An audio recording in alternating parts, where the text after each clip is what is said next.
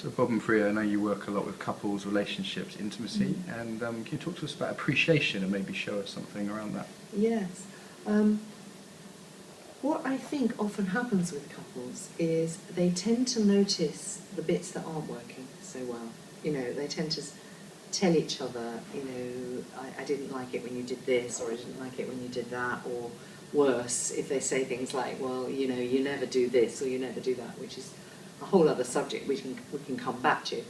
But what often gets lost is them being really in touch and aware of the things they appreciate about each other. And we have a lovely way of doing this, and in fact it's quite funny at times where I might be doing the washing up, for example, you know, up to my elbows, and Bob will come along and say something like, Oh, I'll say, do you have time to hear an appreciation? do I have time to hear an appreciation? And it takes me by surprise, but what he's doing is actually, he's not just walking by giving me a pat on the bum and saying, you know, oh, I love the fact that you know, did that yesterday or whatever. He's actually saying, do you have time? Are you willing to hear an appreciation? And I know people giggle at that phrase, you know, are you willing?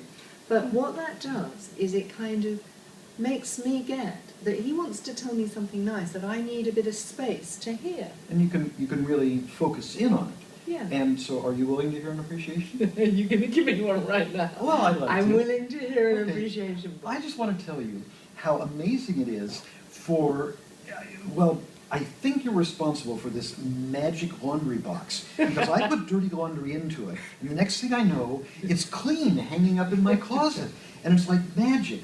But I know you do that, and I don't think about it a lot, but it's something I really appreciate. Oh, thank you, love.